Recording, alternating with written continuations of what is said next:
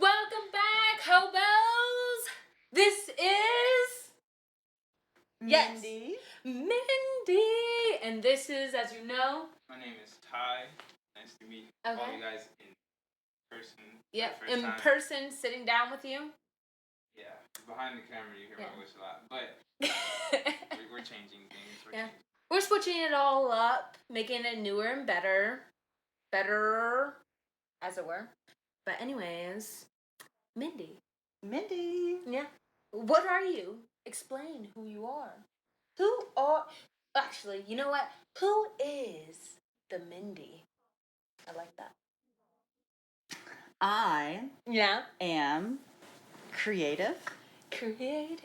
I am artistic. Okay. I am entrepreneur. Ooh. And also encouraging. Yeah. All those things put together. You did a Mindy. Right. All those things. Whatever you believe in, just sprinkled it all in there. All of those things. Yeah. All of those things, yeah. So, what do you do? What's your main focus right now? You have a lot of focus, as I well know, but actually, you know what? Let's roll it back. We met because she's the main teacher and I'm her apprentice teaching kids art. And she's helped me through multiple different things because she is a life coach. Mm-hmm. Oh, nice. Yeah, I know, right? Nice. As well as being an artist, teacher, like teaching at a high school. And what else? We got life coach, artist, which she does multiple different forms of art. Mm-hmm. And I already said teacher, right? Right. Yeah. Well, let's start it out. Can you pull up that one painting over there, the one in the back? Yes. That one. I shall.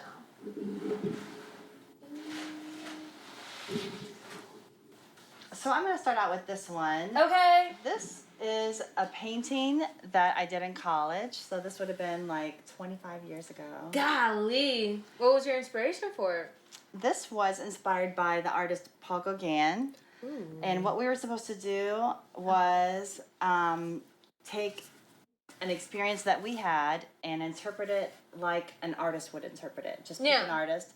And so this was a vacation spot that I had, and then I took a picture that Paul Gauguin had painted, and then interpreted it into your own life. Into my own life, but then did it in the style that I thought that he would have used, you know? Yeah. And so, but I was studying to be an art teacher. Mm-hmm. But I feel like, based on this painting, this was my favorite painting that I did when I was in that painting class. I feel like I could have went the route of just being a painter at that time. Yeah. I didn't have to necessarily go the route of being an art teacher. And I brought this painting because it represents that to me. Because when I look back, I think, why did I go that route of being an art teacher? Mm-hmm. Why didn't I go the route of just being an artist? What was the answer? I think it's because of the risk. And I think it's because of the security of the career of being a teacher. Yeah. Because, my parents encouraged me to go to college and to pick something that would be, that would have stability. Stable, yeah. Mm-hmm. And so I loved painting, and I thought, well, that would be a way I could combine the two things. I could be an art teacher, and I could still do art, and then I could teach, and it would be able to mesh together, right? But when you teach art, that doesn't always happen. Yeah. Because you're teaching, you're not doing really it. just doing it, right? So what happened is I just was an art teacher for like, I don't know. How many years? 15 years or something like that. Yeah. Right. And so then I raised my daughter. I was a single mom. I raised my daughter. And then she got close to graduating, and I met this other. You can put that one down. Oh, I'm going to put it up front so people can look at it. Awesome. Okay, so then I met this artist, Stephanie Ron. who Yeah. I think you might have. Yes, she interviewed sat before. down right here. Awesome. Yes. Yes. Okay, so the Bohos know who she is. Yes, the hobos know exactly who she is, and we love her. So, Hobos know yes. who she is. That's amazing. Yes. Yeah. Okay. And she, the way she described her street artist experience, Yeah. I was like, oh my gosh, I would have loved to have done that. That's just It's sounded amazing. Yeah. amazing, right? And so I was like, I wonder why I didn't do that. So then the rhino painting represents that. So I remember asking about how she dealt with what people said when she put murals up on the wall and people would say things, and she was like, well, sometimes you just have to have rhino tough skin, and it just was like Snapped into you. snapped, and I was like, Wait, oh my gosh, that's the story behind the rhino. that's the story. Ah, I love it. It's just not like an everyday thing. It just really like snapped puzzle pieces together, like gears shifted, just like really Locked in. I was like, it's the rhino tough skin. Like it's because I was afraid. It was because I didn't know that I was strong enough to have people like see my art, to take the risk, to get past the fear of all of that, to just be the artist, right? So then this picture is the rhino with, like, you know how when you go to an event, a sporting event, people hold up the numbers of like the judgment. This is like that, because you can kind of see in the shadows. There's like these judges that are like, okay, that was a 1, that was a 2, that was a 3, whatever. So that's this. What this is. How did you? How did you come up with the background? Oh, not the numbers, but those are stencils. I just love using stencils. It's so awesome. It adds a bit of depth and texture to it. Mm-hmm. I love it. I just love using texture. That's I know. one of my favorite things. Popping up. Yeah. One of my favorites. Mm-hmm. Yeah. There's lots of artists that use texture like that, and I really like. That's how my mom actually does her work. Thank you. With texture like that? Yeah, she like thickens it up like by adding in more and more paint. But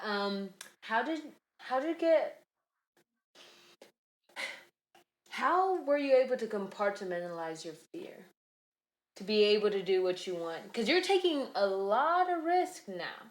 Mm-hmm. Well, then in terms of painting, then I was like, I am truly enjoying this process. Like, that's what that one up there that's in the corner, it was like creeping out from behind the shadows, like coming through, who I am and what I'm about, and being okay with what people are saying, and also realizing that people don't really say bad things.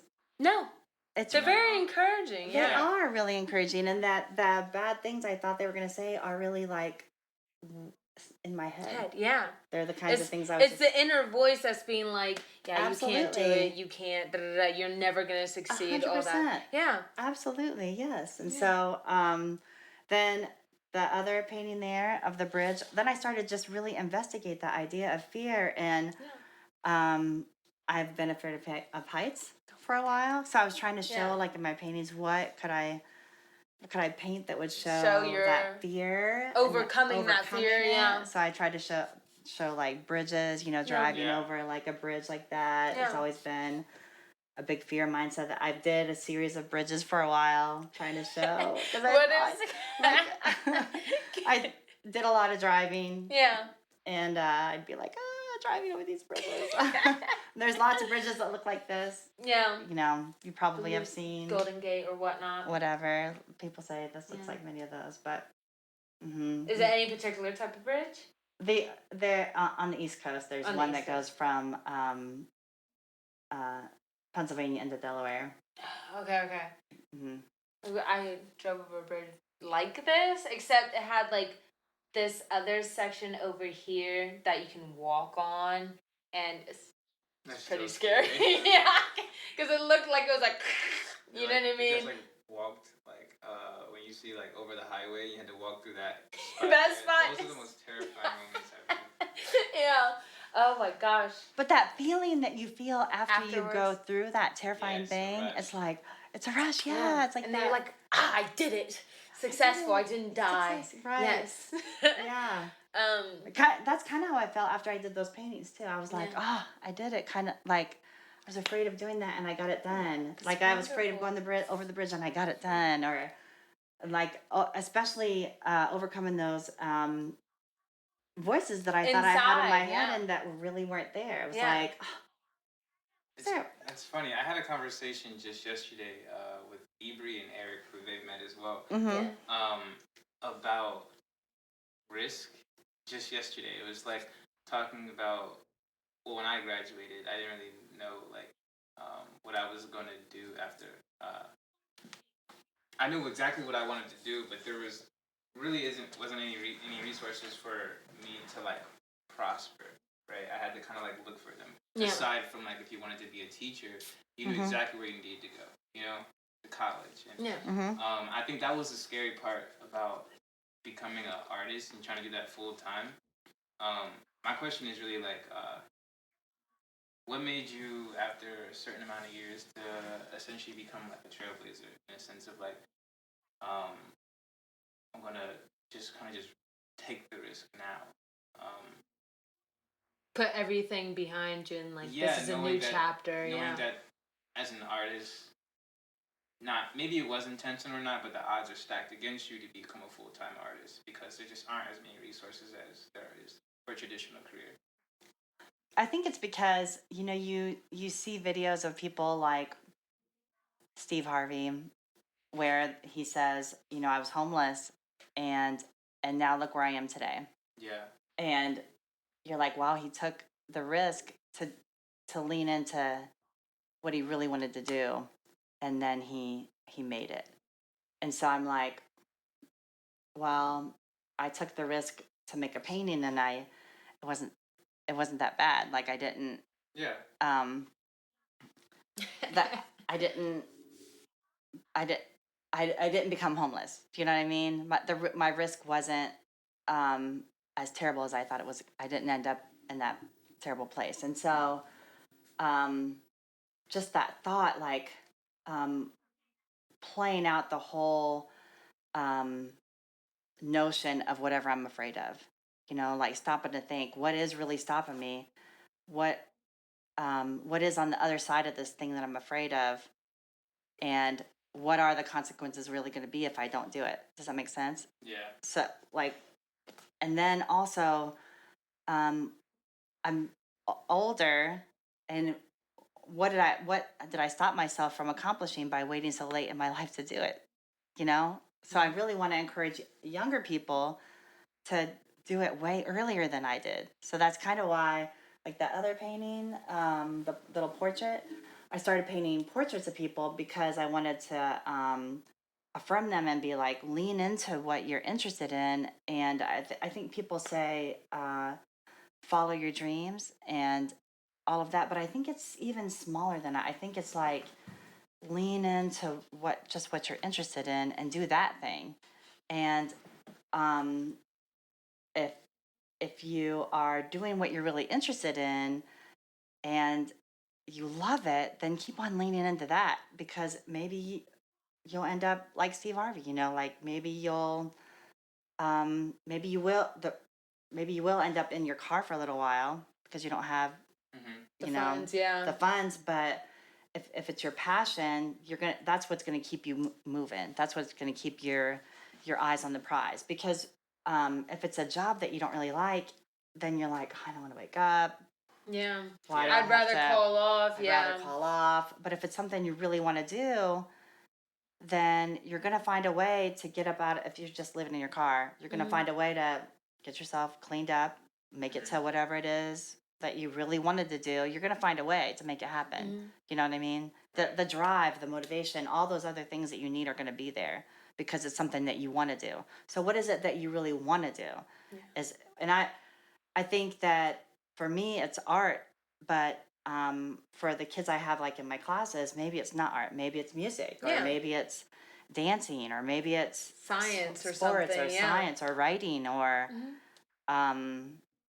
like whatever it could be. It could be just whatever, like Yeah. just lean into that thing and do that thing. Or maybe it's even telling jokes, like Steve Harvey or whatever. I don't mean to like promote him, Yeah. but I'm trying to think of someone else who has taken a risk and um overcome like really adverse situations. And the risk, it wasn't that bad. You like reap they what you sow, kind of, yeah. right, like you got past it, Mhm. and no one was adversely affected through that situation. Does that answer your question? Yeah, absolutely. I would say also like another question is like I've always been told persistence is key when it comes to making a career in art. Do you feel like that's like like being persistent is like something that's already within you, or is that something that uh, You learn. is possible Yeah. to be learned? Let's say someone's really like naturally gifted at something, but they don't have the like ambition or drive to like necessarily make it happen for themselves. Um, so do you think that's something that can be like taught, or do you think that's um, something that's naturally in? I think it's a little bit of both. And I think it depends on what you're really interested in too. And I think it's also a misconception too, because I think when it has to do, when it has to do with something artistic, Yeah. that people think that inspiration is just going to hit you, and that you're going to like wake up at 3:00 in the morning and be like, oh, I got the most awesomest idea ever. yes, and you're going to be like, Yeah. okay, let me grab the yellow and do this like, yeah. yes, but how rarely does that ever really happen? Like yeah. sometimes you might get a dream and you wake up and you write it down or whatever, you get those ideas, but I think more often you have to show up for it. You have to Yeah. you have to be there, you have to be intentional about it. Yeah. And so like for a writer or for a musician, there's like that practice. So if you're not like, if you want to be a writer, then you have to write every day. Or if you want to be a musician, you have to practice every day. So if you want to be an artist, then you have to paint every day, or you have to draw every day, or you have to do something at be least there every day. Yeah. And so then you might look back and be like, oh, I just did something 10 days in a row, and that thing I did on the 7th day, or that thing I did on or the thing I'm doing today, now that's the thing. That's the one that's going to take me to the next level. You know what I mean? Yeah. Or maybe it's on that 15th day that you finally get into the zone of it. That it took like 15 days to get to that point. But if you didn't put that 15 days in, you weren't going to get to that zone. Point, You know what I mean? And that these like that's when the ideas really like float and fall on you and really sink in. But if you don't show up, that you like slept through them all those, all when those you days. don't exercise that muscle, it just lays in waiting. Yeah. Yeah, I think so. How do you find what interests you? How did you know that you wanted to do art for the rest of your life? How you want to do like life coaching for the rest of your life? How did you figure that out? I think it's just what grabs your attention. Yeah. Even when I was young, it was, or what people tell you you're really good at. Yeah. Too. You're like, oh yeah, I really am interested in that thing. Yeah. Mm-hmm. Like what, and also what gives you that like excitement. That really burning desire to do what? Yeah. Man. Like I had a chance to travel. And every time I go travel, even if I'm by myself, I'm like, oh, I want to go see the art in that place. Yeah. You know what I mean? Yeah. Or go to a museum. Yeah. Yeah. Wow. It's just something I really get excited about. Mm-hmm. So I think it's that thing, like whatever is that thing that you get the most excited about. Mm-hmm. Yeah. So it just depends on what that is for you. Yeah. And so you just have to try as many things as possible. Yeah. To see what it is, right? Yeah. Mm-hmm. I think so. That's awesome. So then when it came to the coaching part, it was really about the making sure other people didn't miss those opportunities at a young age. So it was like, and also realizing that those voices in my head, I'm like, other people hear them hearing too. those and listening to them. Yeah. Right. And so I wanted to get strategies to help them get past those, to identify what they were and move past them and move into whatever it was that they were interested in, to move into that interest and go forward with it so that they could make a career out of it and be more confident in that to move forward. Because I think it gets rid of all the things that lead to an unhealthy life, like anxiety and depression and low self-confidence and all those things. It makes you like a more well-rounded person, and it makes you happier. To be honest, I think it makes you feel more fulfilled. Right. I think so. How, because this is an idea we've been talking about together, how are you going to mesh together art and life coaching? Is that something on the horizon for you? I know. Yeah. Yeah, I think so. I think I'm going to offer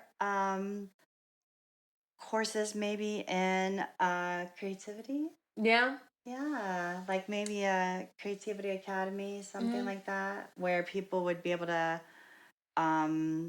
because of COVID, that kind of opened the doors to virtual gatherings. Yeah. So maybe some times where people could gather virtually and try out some creative practices, and then also walk through some techniques that might identify those voices that you hear in your head that steer you toward limited beliefs, that you're like not capable of doing things, or that you might be afraid of doing things, or whatever they are that keep you from moving forward, and then maybe identify some ways that you might like to move forward. So to help people figure out like maybe what they might like to do, even if it was just like a side hustle or something like that, or maybe it is a change in the direction of where their life is headed, just to help them nudge them in the right direction. Right, because I really am so I'm genuinely really happy with where I'm headed right now, and I would like to be able to share that with other people, just to be encouraging, like share the love, share the energy, you know what I mean? Yeah. Yeah. Do you think that even for people who per se aren't good, because I think good's kind of it's a weird word, but aren't good at art, and they can still, in a sense, still do the creative thing. Do you feel like creativity, like I said, whether or not you're good at it or not, can still help you obtain happiness? I think so, and I also think that notion of being good comes from those voices in the back of your head too, because I think that you're the one telling yourself that you're not good. You know what I mean? Yeah. That other people wouldn't say that to you. Yeah. That it comes from you, and like how many people really would want to have that end goal of being an artist? So is that really what you would want to be? What do you really want to do with the art that you create? Do you know what I mean? Where are you trying to go with it? What's your end goal with it? What are you trying to accomplish with it?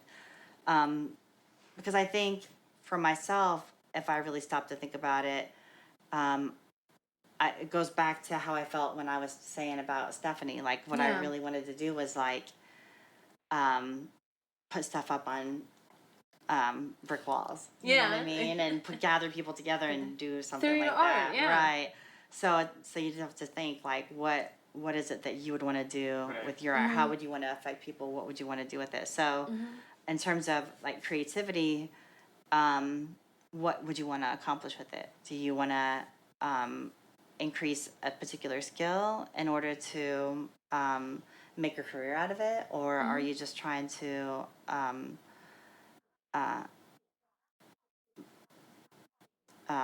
learn in order to express yourself in a different way, or are you trying to be more well-rounded in all different kinds of creativity? It just depends on where you're trying to go with it. I don't know if that Absolutely. answers. Yeah. It's more if correct me if I'm wrong, but it's more so like figure out what the purpose of you wanting to create is, and that's how you obtain your happiness with creativity. I think so. Yeah. What's your why? Yeah. Mm-hmm. Yeah, Yeah, I think so. If you just wanted to like draw, Mm-hmm. just draw, and that's what you wanted to accomplish, and that's how you obtain your happiness. But if you wanted to like get your pieces in like a gallery, right? That's how you would attain your happiness with creativity. Right, right. Or if you wanted to be like a tattoo artist, or if you wanted to be like a book illustrator, Right. or you know, like where are you trying? Because then I think you would have to like train different and study different and practice different and really seek out different opportunities. You know what I mean? The drive would be different. Yeah. You know what I mean? What skills would you say that you learned through your own artwork that you're gonna use for the rest of your time? Through making my own artwork. Yeah, that you can like share with other people to help guide them. Mm-hmm. I think through making my own artwork, I would say when I'm teaching at school, I think it's the meaning behind it. Yeah. Because I think what you were talking about in terms of creativity, I think that's where the judgment comes in. And when you are making something, let's say to look like a certain thing, or let's say I wanted to, this was a class and we were going to make a portrait maybe of you, then everyone would like know what you look at you and know what you look like, and then we would put all our draw you and put all our portraits up beside you, and then we would all judge it on whether or not they look like you. And the one that looked the most like you, we would say that was the number one. And the one that looked the least like you, we'd say that was the number 10 or whatever, like the worst one. And so they would all get a rating. But if we were like, let's make an interpretation of Trinity's, oh my gosh, of Trinity's like energy, you know, and who she is or whatever, then it'd be more about like the meaning making. So it'd be about how does she make you feel? What kind of vibe does she get off? And then I think everyone would have like their own piece of art that would be meaningful to them.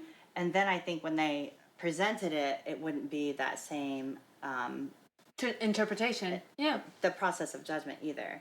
Ooh. They all would have a different like we wouldn't outline, hold it up and say like this one is the best one because it looks the most like you, because we all would have like you said, our own interpretation. So it would be like these are all good on their own merit. They don't have to be put side by side as a competition like that. You know, so I think in terms of like what skills have I learned, it's been more about like the meaning behind it. What does this mean to me? What moments am I trying to capture through my artwork? Right. So like that's why it's grown from making like the rhino to the bridge to the portrait, because it was like meaning something to me. You know, like who did I pick for the portrait, and how are they looking, and what kind of colors went into it, and you're like trying to affirm that person and show their energy, and you know, trying to capture their essence as a human. Wow. And like making it a positive impact, like that, right? I know it's not like a makes skill sense, in a sense, but you have a lot of skill. Yeah. I was gonna say. I was like, because I mean, there's also like, you know, how to do stencils and how to do like paint your background first, or like use a small paintbrush or a big paintbrush, you know, like this, all those different things. But I think it's also like, what do you want to, what meaning do you want to have behind it? Like, what are you trying to say? To capture? Wow, that's awesome. When did you start going more towards portraits? Like capturing the human essence kind of thing? Because I feel like that led into your life coaching, because you're trying to capture and then try to build upon that person. Yeah, I think it was really after we all had to, after the pandemic. Right, because we were all working through that and trying to figure out what we wanted, and myself included, and I was trying to, like, I was realizing that it had to do a lot with like my self-confidence. Yeah. And that was a struggle for me, and so I was seeing it in the students that I was teaching, and I was like, I wanted to offer a way to help support them. So I was looking for, I got on this app called Clubhouse. Yeah. She loves the Clubhouse. Yeah. And and I heard people talking about things on there, and then like I wanted to write a self-confidence journal for kids because I thought that. That's nice. Yeah, I know, right? Right. I thought that the sketchbook would, with some prompts in it, would help guide students through developing self-confidence for themselves. And so, and then I was like, the portraits would also offer an affirmation in that way. So that's where I got into the portraits. Yeah. Mm-hmm. Yeah. How has teaching kids affected your artwork? Like, how did you mesh it into your art? How has teaching kids affected? Influence is the better word, right? Influence your artwork. I guess it's kind of both. Yeah. Yeah. I think it's made me stronger as an artist. Yeah. Because I think it has caused me to like analyze the way I put things together. Yeah. And I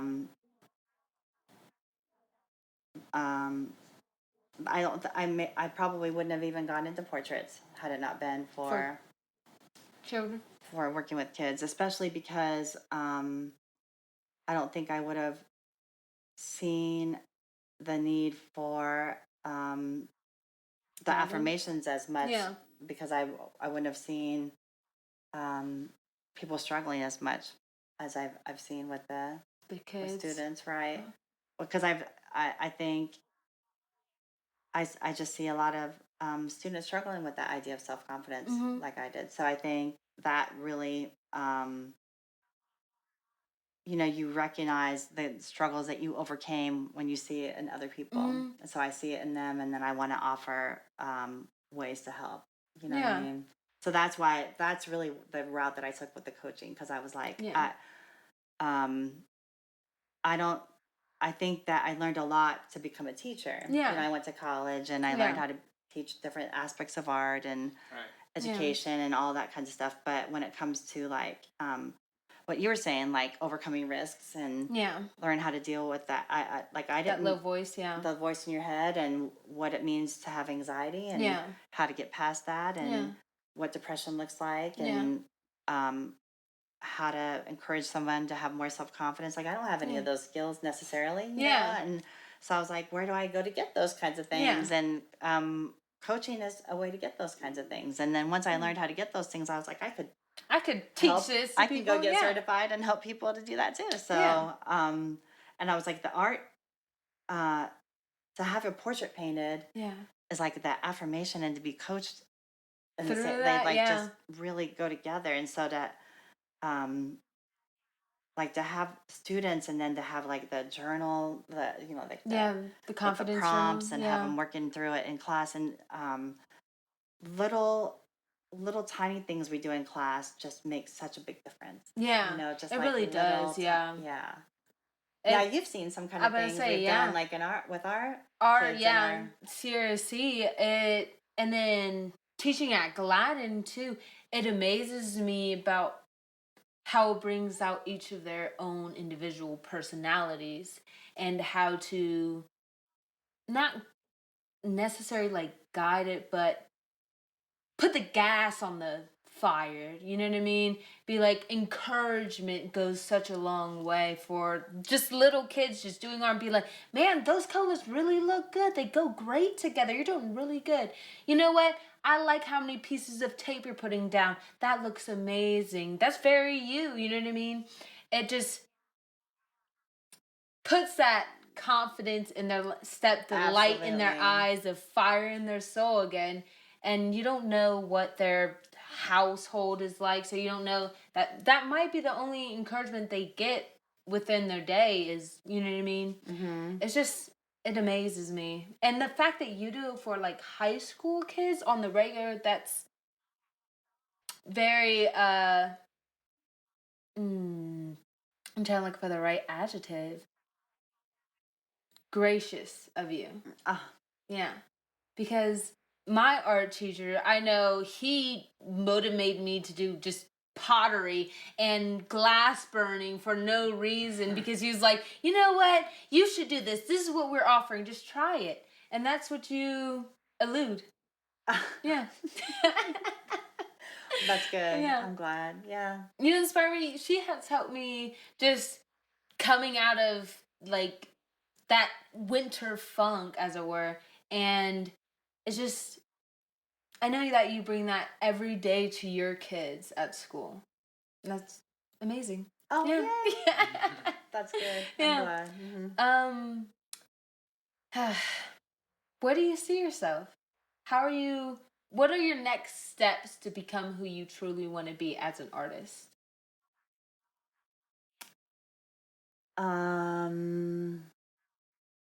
I really like I would like, let me see. Ideally. Yeah, ideally. We're shooting for the stars over here. Shooting for the stars. Yes. In the summertime, this summer, we're going to take a group of students from my school to Costa Rica to go to an artist residency. Ah! Nice. And they are students that are in my classes that are painting now. And when we get there, we will paint a mural on the wall at in the residency. Yeah. And we'll enjoy Costa Rica too. Yeah. But we'll be doing back and forth like art things and enjoyment things. Yeah. Yes, we'll be there for 2 weeks. 2 weeks, wow. That's amazing. Yeah. And I'd like to make that kind of a thing annual. Wow, okay. And do that every year. Amazing, yeah. Right. And I'd like to do it more often too, like to different places and go to different residencies. Yeah. And so the people that are going to go, I'd like to build them up before we go and put these ideas, what we were talking about, like not being afraid of risk, believing that they can do what they want to do. Give them the confidence. All of those kinds of things before we go. Right. And so I'd like to develop some sort of academy that was yearly that did this kind of thing. You know, with and a then group people of could like sign up for it. People could sign up. Yeah. Right. And then maybe like the culminating experience would be like this event where we went and like stayed somewhere for 2 weeks and did art. Oh, that's amazing. Right. And like maybe painted a mural on the wall somewhere. Yeah. Right. And then sign everybody's name so you guys can go back. It's a place that people can enjoy it. Just like Stephanie Ron's. It's a big old loop. A big old loop. Yeah. A big old loop. Right. I like that you're, more than like, I love the fact that you're contributing to providing resources for artists.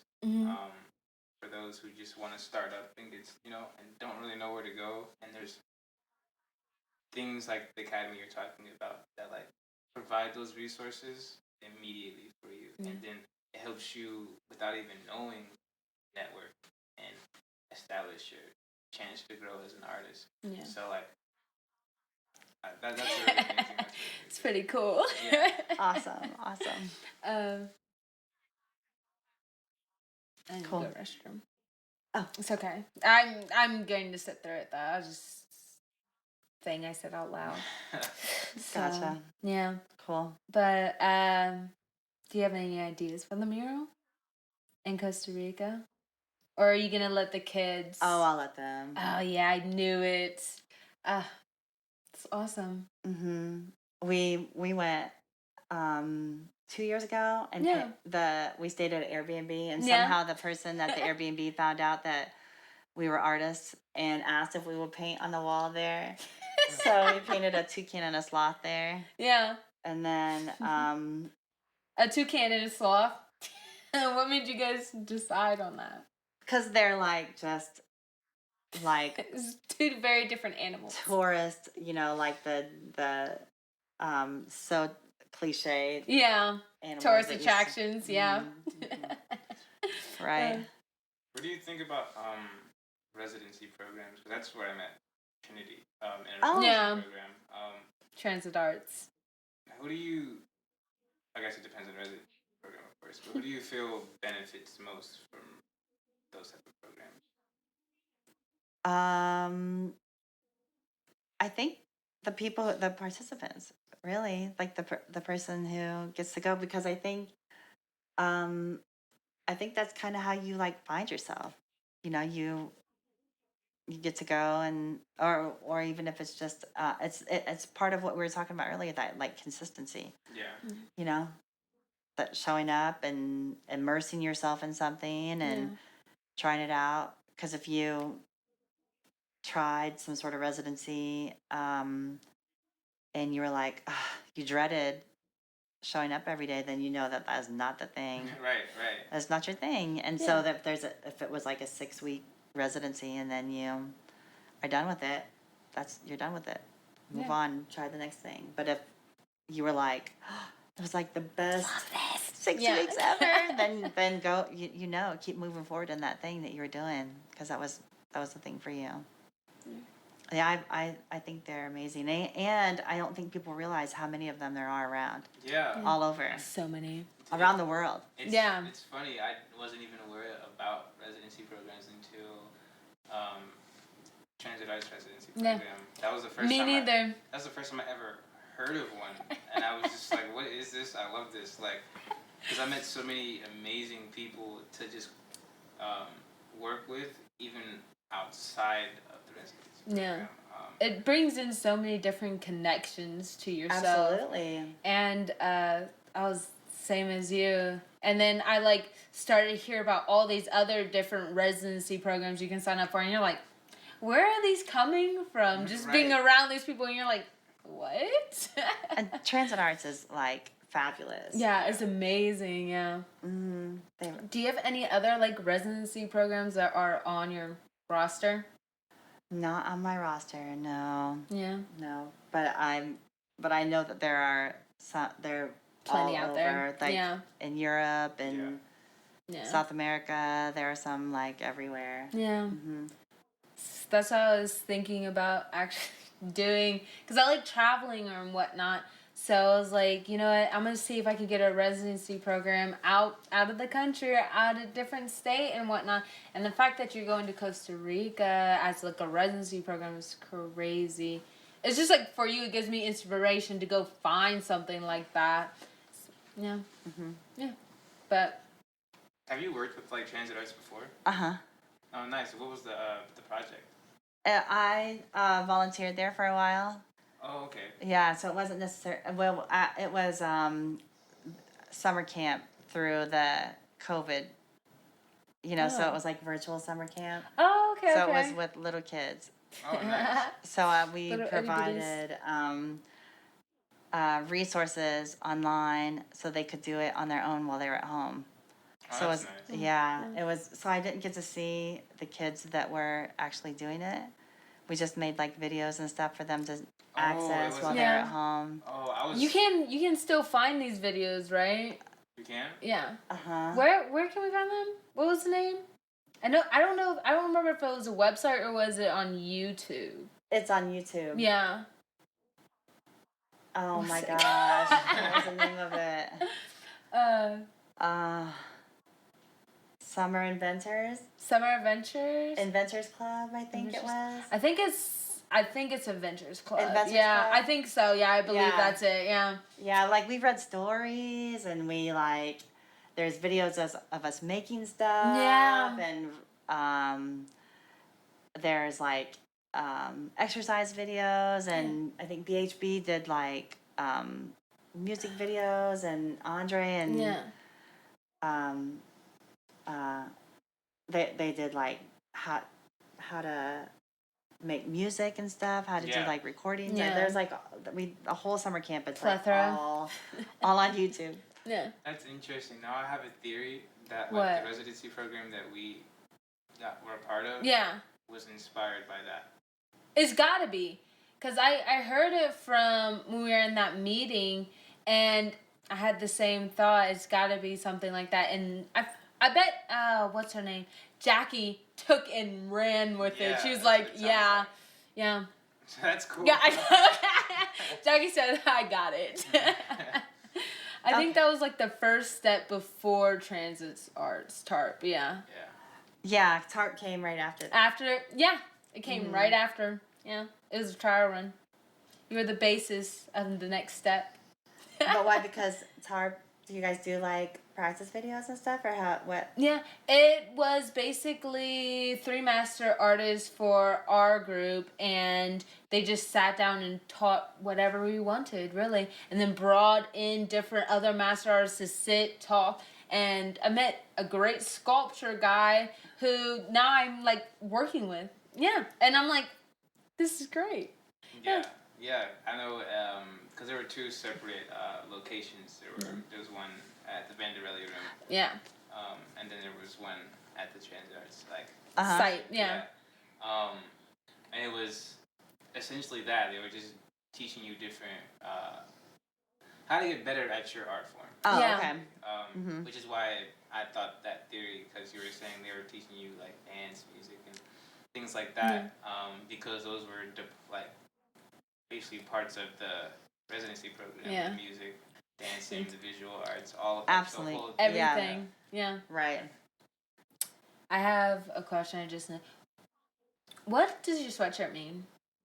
My sweatshirt. That's Jean Michael. Jean-Michel Basquiat. No. That's my favorite artist. Okay. Yeah. I was like, Michael Jean, and then Basquiat, and then I was like, I'm like doing different things in my head. I was like, Michael Jean. Who is this? Yeah.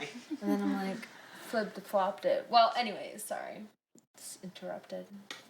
There's a resurgence of his art. Yeah. Recently, like in popular culture. Mm-hmm. Yeah. So, so why is he your favorite artist? I love his upbringing. I love the fact that he just made art initially, even if it was unwanted, in certain locations, and just that boldness of I'm gonna make my presence known. And I love the fact that that part as well as his art represented that as well. Like, I'm gonna make whatever I want to make, and you can't tell me this. Well, this isn't traditional, so you should probably change it because it doesn't look like Andy Warhol's, or though Andy Warhol's an amazing artist. I like the fact that Jean-Michel was like his own area. A word I always described him was an anomaly, right? Yeah. I don't think we'll see an artist like quite like him. Yeah, like in the sense of like how his mind just operated, and putting images that were just like, it's so interesting to stare at, like they really are. Yeah, it's kind of, for me, it's when I first discovered him, I was like maybe like 15 or 16, and I just couldn't take my eyes off of his work. It was just like, what is going on? Like, I've never heard, because I had this this mindset, because I was really heavy on sports, and that was it in high school. Okay. The art, like, you can observe it, but it wasn't necessarily as deep as I thought it actually was until I got into my own art form and realized everyone is insanely deep. But yes. When I saw his artwork, because it wasn't so traditional and what I was so used to seeing, it immediately made me want to and it sucked to not be able to ask him, but wanted to ask him, what were you thinking? Like, what does this mean? You should explain this to me. And he's the whole reason why I got into like observing other visual artists and asking them so many questions to see how they tick, right? And what makes them put certain things on the canvas. So he was like my gateway artist into seeing different forms of art aside from music. So that's why it's my favorite. Nice. And The Crown. Yeah. I love Basquiat a lot. You know that image of Biggie Smalls that they show all the time? Yeah. Where he's got like the crown on his head? On his head, yeah. That's a Basquiat crown, isn't it? Yeah. Did you know that? I did not know that. Actually, did you know that? Yeah. Because when I tell you, when I get really into an artist, I try to figure out hyper-focus. everything about an artist, so I can like, especially if I can't ask them questions directly, I try to answer them for myself, you know? Yeah. So I'm like, bring up your own conclusions. I'll do a lot of research on a person.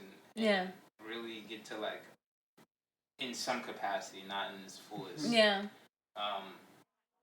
Understand their mind.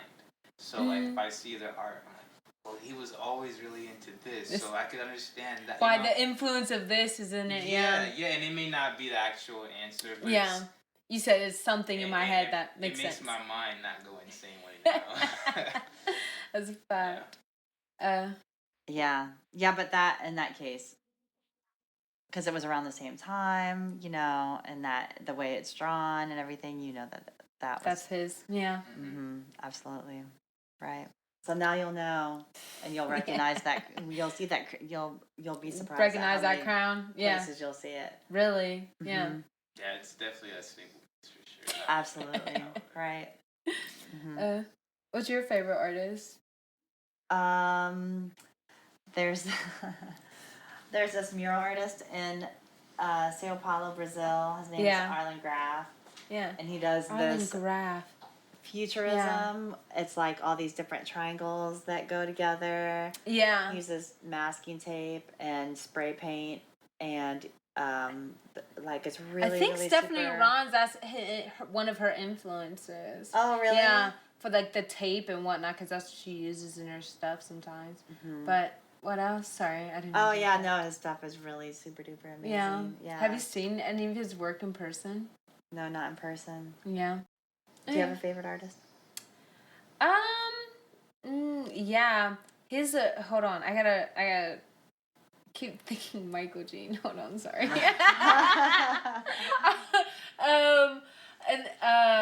He is a print artist. My mom used to collect his work. She still does. And it's hidden penises everywhere. And it's extremely funny. Hold on. Not Keith Haring. No. A photographer? No, it's prints. And it's colorful prints. And they're like weird, misshapen, like figures, big noses, you know what I mean? Something kind of out of the depth of your mind. And he just brings it in and makes it erotic for no reason. But not a photographer. Not a photographer. 100% not a photographer. He's like before like photography was even a thing. And oh man, it's escaping me now. But my mom got it when I started to get really into art. She started collecting artwork, and that's the thing. I was just be staring at it and be like, wow, this is hilarious. And also colorful and just his, like, prints are so awesome about how they do it. So that was like my first introduction to prints. And you have to like do it, you know what I mean, and then scan it and whatnot. His lines and not the shading, but just like the penmanship. I know that's not the correct word for it, but it was just amazing. Man, now hold on. I gotta remember this guy's name. Yeah, I wish you did. We'll have to look him up. Yeah. Do you know who she's talking about? I have no. No. Do you know like what time period? I wanna be like 1800s or 1900s, but those two may or may not be extremely wrong. There's also drastic differences. I know.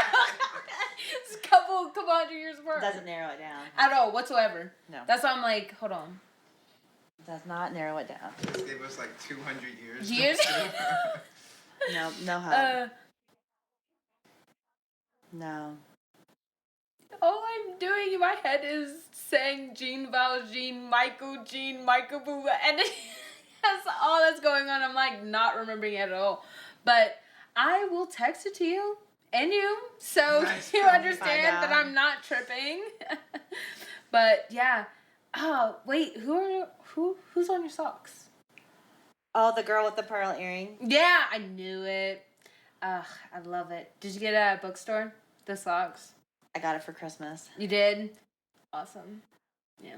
I think there's an exhibit right now at a museum. Raphael? Or no? Where people are they made like there's a whole exhibit in a museum of other versions of the girl with the pearl earring Really? by other artists. Yeah. Do you know where? Is it like here or is it somewhere else? Gosh, now I don't remember. Yeah. But I remember seeing it like there's like a crocheted version and like That's amazing. photographs of people that are like posing as the girl with the pearl earring. Yeah. You know, like. Wow. That's cool. Mm-hmm. The girl with the pearl earrings. Socks with the girl with the... But this is like the actual factual piece? Mm-hmm. Yeah. Actual factual piece. And it used to have pearls on the actual earring, but... It popped off. They popped off. It's okay. I don't know where they are. Well, not pearls, but... Yeah. Fake pearls.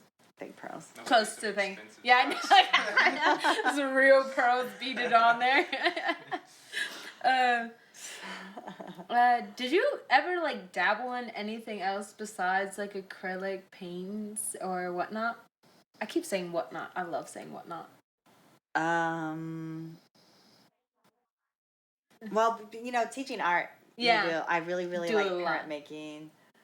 You said parent making? Print making. Print making, You know, like yeah. carving and Yeah. linoleum. I really like that. And So hard. It's so hard to do because you have to like. I was talking to this guy at work about how carving you have to get it exactly level so you can have those straight lines and whatnot, and then you have to do multiple different carvings to layer it. Yeah. Mm-hmm. Yeah. That's the line making though that you were talking about. I just love that. I think it has to do with texture too, like the way it looks like texture. I just really like that. Yeah. Yeah. So and then photography. I really like photography. You do.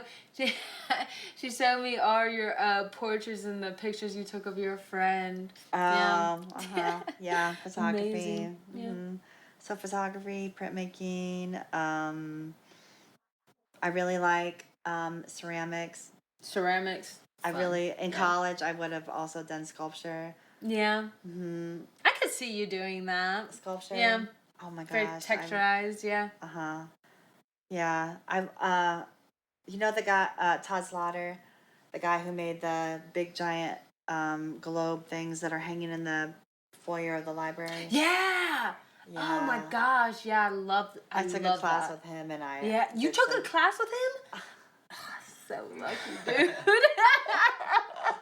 I'm so lucky, wow. Mm-hmm. How was a it? long time ago. It was really good. And Yeah. I made some really cool stuff. Man. I was really into sculpture. Yeah. And out of anything like plaster. Yeah. Wood. I made like this big long bridge made out that looked like a piece of celery back then. This is great. Wow. Were some of those? Did you try those prior to finding the one that you liked the most, or some of those after? The sculpture. Like just the different forms. Finding what you love to do. Did you do it like before to get to where you wanted to do? It was just in college. You know, you just like. Oh, okay. Doing things. Just doing things. Yeah. Mm-hmm. That's what I'm saying. Like, looking back, I could have just been an artist. Because you knew you loved painting more than anything else, or just creating. Yeah. Absolutely, yes. I really just loved creating, and that's like that's what I'm saying. The misconception of people that when they say, if you're an art teacher, you're just going to be creating all the time. Well, you're not just creating all the time. You're like teaching art all the time. Teaching, matter of fact, it just boils down to lesson plans. Boils down to, and you're also like helping kids all the time. Yeah. Babysitting, kind of.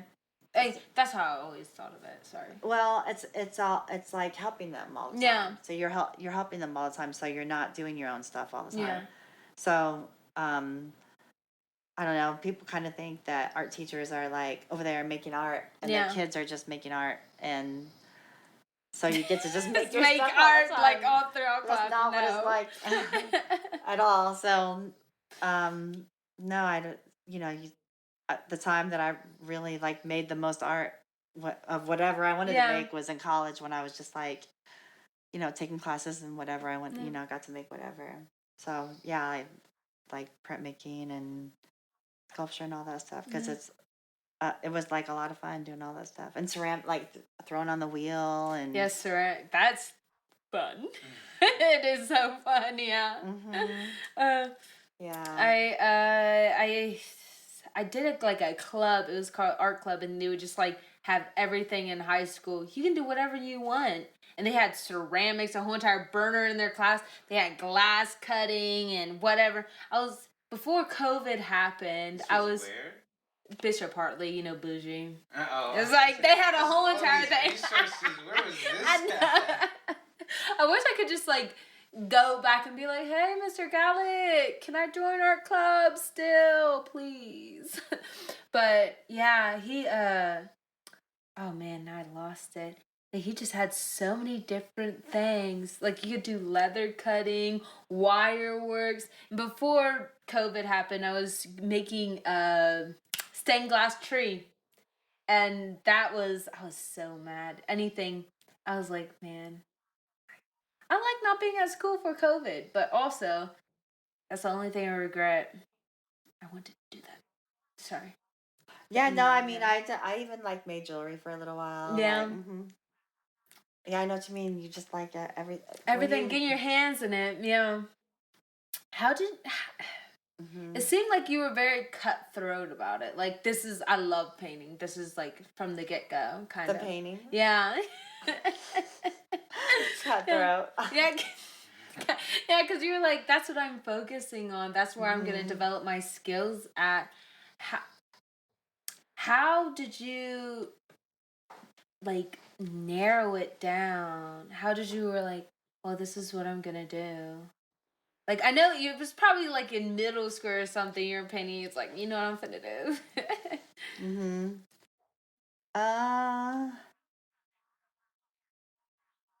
That's a good question. Thank you. I think maybe, Your dog breathes loud. It's just... I know. Yeah. It's okay, buddy. It's an attention seeker. I know. An attention seeker? Yeah. See him putting his head and, like, hands on you the entire time. That's a good question, though, because I think that it makes me think, would I really pick painting, or is it really painting, though? Yeah. Trinity? Because I really, really like sculpture. Really? Yeah, and so I wonder if I wouldn't just do sculpture. You know what I mean? Like, yeah. And what's holding you to painting? Right. What's holding me to painting? Right. Yeah. I mean, I really love it. Yeah. Too. You can always develop skills into different, you know what I mean? And do sculpture. Versatility. Yeah, versatility. Having a lot of different things under your belt. I think that's maybe why I like texture so much in the painting. Adding things up. Yeah. It's almost like sculpture. Building up building it up, the paint. Right. Because there are additives that you can add to paint. Yeah. To make it thicker. Stand up a lot more. And I've done that a lot. And experimented with, and there was a while that I was painting abstractly with paint that I would like add so much of that medium to it that I would have to like let it dry well over like overnight and into the next day before it would be like over 24 hours type of thing. Because I would like try to build it up so much that it would be like layers and layers, because it would be like really, really thick and whatnot. Yeah. And like I like painting with like spatulas and palette knives and scraping things and making look like concrete. You know. Yeah, put sand in it and that's I used to do that too. I was actually painting with palette knives. That's so fun. What do you What do you add? This is just for me personally. What do you add onto it to make it thicker? How do you like get that kind of texture? Paste. It's paste. Paste. Just like plain paste, or can you? It's modeling paste. Modeling paste. Oh. Mm-hmm. I think I've heard of that before. Golden I brand. think golden brand. Yeah, I think that's what it is. Alright. And then there's spatula, or you can get ice scrapers, cheap ice scrapers that have texture in them. Yeah. And then use those to paint. Wow. Or like cheap things at the dollar store. The store you can just. Yeah, because I got what? At the dollar store too. Now they make cake decorating tools. No, you can just use. This is blowing my mind. I didn't even think about that because I have a whole bunch of palette knives just randomly. But you can go to the art supply store and buy $25 palette knives. Yeah. Texturizing tools for like $30 a piece. A pop, yeah. This is not fun. Or you can go to Dollar Store. But I haven't tried the longevity of the dollar store ones. So if they're $1, they might not last very long. So do what you want to do. Yeah. What happened? What would you say is something as far as painting goes that you haven't tried yet that you're interested in trying? Or do you feel like you've tried? I'm talking about these mural things, like I've been doing a whole bunch of them, but I really haven't done any. That texture stuff is like on this one. Can you see how like right here mm-hmm. popping out? Yeah, right. You can tell that's like palette knife stuff. He's like, yeah, because I did this weird thing. I know I just interrupt the question or whatnot, but I did this weird thing where I sat down with music. I wanted to tell you this before, and I wanted to tell you this, but I sat down with music and I just let it play of like one vibe, and I've been listening to this guy, Coach Marty, and he's like real, you know what I mean? And then I just painted the vibes that he was talking about and how the music made me feel. And then I would mix the colors, and you just use palette knives of like the different. It was so cool. It's like, no, I haven't finished it, but it's been really cool to see that journey with it. That's because the music's not playing right now. You got to play the music again. Yeah, I know. Yeah, I haven't been in that mind space yet. That's the whole entire thing. How do you continue to get into that mind space? Is it just about showing up and just like, sitting with it, or is it like, where do you go? You do have to. It is about sitting with it. Yeah, that's what I thought. It is. Yeah. Right. Because if you're like